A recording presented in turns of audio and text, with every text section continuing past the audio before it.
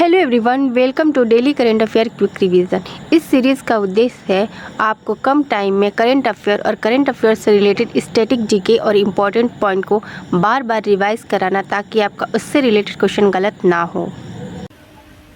Start करते हैं 7 सितंबर का करंट अफेयर। पहला क्वेश्चन है, प्रति वर्ष देश भर में शिक्षक दिवस का आयोजन कब किया जाता है? तो 5 सितंबर को मनाया जाता है शिक्षक दिवस। डॉक्टर सर्वपल्ली राधाकृष्णन का जन्म दिवस है इस दिन। और डॉक्टर सर्वपल्ली राधाकृष्णन जो थे वो भारत के पहले उपराष्ट्रपति थे और इन्हें 1954 में भारत रत्न से भी सम्मानित किया जा चुका है। 1954 में 3 लोगों को भारत रत्न दिया गया था, एक सर्वपल्ली डॉक्टर राधाकृष्णन को और डॉक्टर सीवी रमन को और सी राजागोपालाचारी को दिया गया था। विश्व शिक्षक दिवस मनाया जाता है 8 अक्टूबर को, यानी कि शिक्षक दिवस मनाया जाता है 5 सितंबर को, लेकिन विश्व शिक्षक दिवस मनाया जाता है 8 अक्टूबर को। और ये जो शिक्षक दिवस मनाया गया है 5 सितंबर को, तो इसमें राष्ट्रपति के द्वारा जो 46 शिक्षक हैं उनको सम्मानित किया गया है। नेक्स्ट क्वेश्चन है, 29 सितंबर से 12 अक्टूबर 2022 तक आयोजित होने वाले 36वें राष्ट्रीय खेल का शुभंकर क्या है? तो जो 36वां राष्ट्रीय खेल है इसका शुभंकर है सावर, ये एक शेर है और इसका आयोजन जो है गुजरात शहर में किया जा रहा है और गुजरात के 6 शहर में इसका आयोजन किया जाएगा और इसका शुभारंभ किया गया है गुजरात के अहमदाबाद से। अहमदाबाद शहर से इसका आयोजन किया गया है और इसका जो थीम है वो खेल से एकता का उत्सव, ये इसकी थीम है। इसका आयोजन पहले 2015 में केरल में हुआ था, 2020 में गोवा में होने वाला था, लेकिन कोविड के कारण इसे कैंसिल कर दिया गया है। अब 7 साल बाद ये राष्ट्रीय खेल का आयोजन किया जा रहा है, इसलिए ये बहुत ही इम्पोर्टेंट है।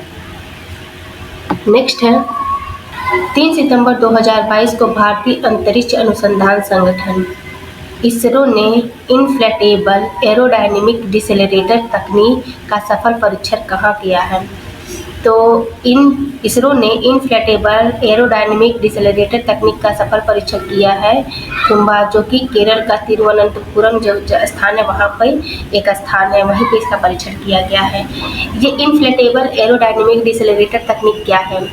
तो जब कल्पना चावला अंतरिक्ष में गई थी, तो जब वो वहाँ से लौट रही थी तो उनके कैप्सूल में जिस कैप्सूल में वो बैठी थी, वो हीट के कारण वो उसमें क्या हुआ था, आग लग गया था और वो उनकी मृत्यु हो गई थी। तो अब कोई भी अंतरिक्ष यात्री अगर जो जाता है अंतरिक्ष में, जब वो वहाँ से वापस लौटेगा तो जिस कैप्सूल में वो बैठा हो तो फ्रिक्शन के कारण हीट जनरेट हुआ और जिसकी वजह से आग लग गया था। तो अब क्या किया जाएगा, स्पीड ज़्यादा होती है इसीलिए ऐसा होता है। तो अब ये डिसेलरेटर जो है वो क्या करेगा, उस जो कैप्सूल है उसकी स्पीड को कम करेगा ताकि अब ऐसी घटनाएं नहीं होंगी। और इसका सफल परीक्षण किया गया है रोली 300 रॉकेट से। नेक्स्ट है, हाल ही में राष्ट्रीय अपराध रिकॉर्ड ब्यूरो एनसीआरबी द्वारा जारी एक रिपोर्ट के अनुसार किस राज्य में पिछले 8 वर्षों के दौरान सबसे अधिक राजद्रोह के मामले दर्ज किए गए हैं? तो राजद्रोह का मतलब होता है जब हम सरकार के खिलाफ असंतोष व्यक्त करते हैं, यानी कि अगर हम सरकार की नीतियों से संतुष्ट नहीं हैं तब हम ऐसा करते हैं राजद्रोह। और एक होता है राष्ट्रद्रोह, जब हम अपने देश के खिलाफ अगर जो कोई ऐसा एक्शन लेते हैं तो उसको राष्ट्रद्रोह की कैटेगरी में रखा जाता है। तो राजद्रोह के सबसे ज़्यादा मामले देखे गए हैं असम में और उसके बाद हरियाणा में। और भारत के 2 ऐसे राज्य भी हैं जहाँ पे राजद्रोह के एक भी मामले नहीं देखे गए हैं, वो है मिजोरम और मेघालय। और ये जो राजद्रोह वाला जो मामला है ये 1870 में आईपीसी की धारा 124A में शामिल किया गया था राजद्रोह को।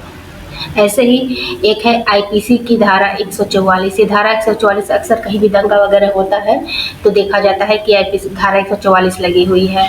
इसके तहत क्या होता है, 4 लोग से अधिक लोग एक जगह इकट्ठा नहीं हो सकते जब धारा 144 लग जाती है तो। नेक्स्ट है,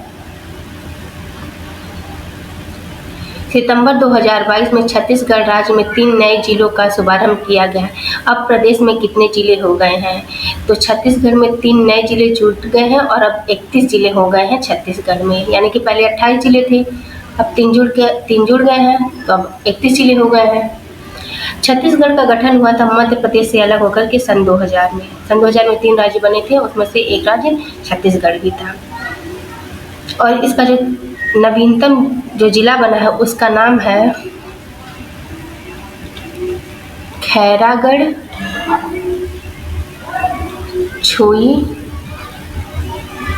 छुई खदान,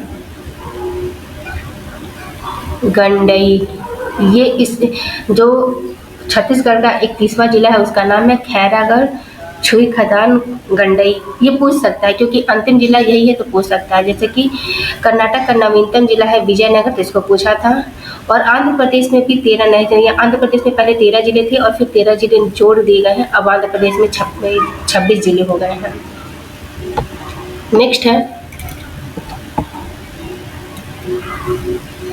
6 सितंबर 2022 को लीज ट्रस्ट किस देश की प्रधानमंत्री बनी है? तो ब्रिटेन के प्रधानमंत्री थे बोरिस जॉनसन, जो थे ब्रिटेन के प्रधानमंत्री थे। और उन्होंने क्या किया, इस्तीफा दे दिया क्योंकि और ब्रिटेन के वित्त मंत्री थे ऋषि सुनक, ये भारतीय थे। ये भी प्रधानमंत्री के दावेदार थे लेकिन लास्ट टाइम में हार गए और ब्रिटेन की नई प्रधानमंत्री बन गई है लीज ट्रस्ट। उनकी पार्टी का नाम है कंजर्वेटिव पार्टी। और ये जो लीज ट्रस्ट है ये ब्रिटेन की तीसरी महिला प्रधानमंत्री बनी है। ब्रिटेन की पहली महिला प्रधानमंत्री का नाम है मार्गरेट थैचर और जो दूसरी महिला प्रधानमंत्री थी ब्रिटेन की उनका नाम है थेरेसा मे। और ये तीसरी प्रधानमंत्री बनी है लीज ट्रस्ट। भारत में अगर जो बात करें तो कितनी राजनीतिक पार्टियां हैं, तो भारत में कुल 8 राजनीतिक पार्टियां हैं। नेक्स्ट क्वेश्चन है 5 सितंबर 2022 को प्रधानमंत्री नरेंद्र मोदी ने पीएम श्री योजना की घोषणा की। यह किससे संबंधित है? ये जो पीएम श्री घोषणा है इसका संबंध है स्कूल से, यानी कि फुल फॉर्म इसका देख लीजिए, स्कूल फॉर राइजिंग इंडिया। यानी कि जो स्कूल है उसका और डेवलप किया जाएगा, उसको और उन्नत तरीके से बनाया जाएगा। और ये लगभग 14,500 स्कूलों को ऐसा किया जाएगा, इसलिए पीएम श्री योजना को शुरू किया गया है। नेक्स्ट क्वेश्चन है हाल ही में कौन सा देश कोरोना की नीडल फ्री वैक्सीन को आपात मंजूरी देने वाला पहला देश बन गया है? तो कोरोना की पहली नीडल फ्री वैक्सीन का नाम जान लीजिए, इसका नाम है 85N-Co और इसको कैंसिको इंक कंपनी के द्वारा बनाया गया है और चीन ने इसको आपातकाल मंजूरी दे दी है और ये पहला देश भी बन गया है। ये नीडल फ्री वैक्सीन है तो इसको लिया कैसे जाएगा, इसे सूंघ कर लिया जाएगा। इस वैक्सीन को नीडल से नहीं लिया जाएगा, इसको सूंघ करके लिया जाएगा। तो इसको मंजूरी दे दी है चीन ने। बात करें भारत की पहली डीएनए आधारित वैक्सीन है तो उसका नाम है जाइकोव-डी।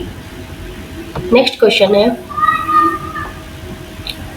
5 सितंबर 2022 को किस देश ने भारतीय थल सेना प्रमुख जनरल मनोज पांडे को जनरल की मानक उपाधि से सम्मानित किया है?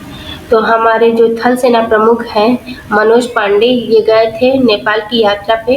तो नेपाल की जो राष्ट्रपति हैं विद्या देवी भंडारी,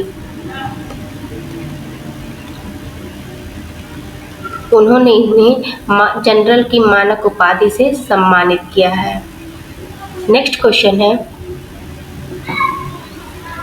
हाल ही में सरकार ने राजपथ का नाम बदलकर क्या रखे जाने की घोषणा की है? तो इधर कर्तव्य पथ, राजपथ का नाम बदल करके कर्तव्य पथ किया जाएगा। बात करें राजपथ की तो एक तरफ है राष्ट्रपति भवन और यहाँ पे है मान लीजिए इंडिया गेट। तो इन दोनों के बीच का जो रास्ता है इसी का नाम था राजपथ। अब इसका नाम बदल के कर दिया जाएगा कर्तव्य। अगर आपको लगी ये वीडियो आपके लिए हेल्पफुल है क्योंकि इसमें उन्हीं क्वेश्चंस को लिया जाता है जो एग्ज़ाम के पॉइंट ऑफ व्यू से बहुत इम्पॉर्टेंट है, तो आप चैनल को सब्सक्राइब करें, वीडियो को लाइक करें और शेयर करें। Thank you.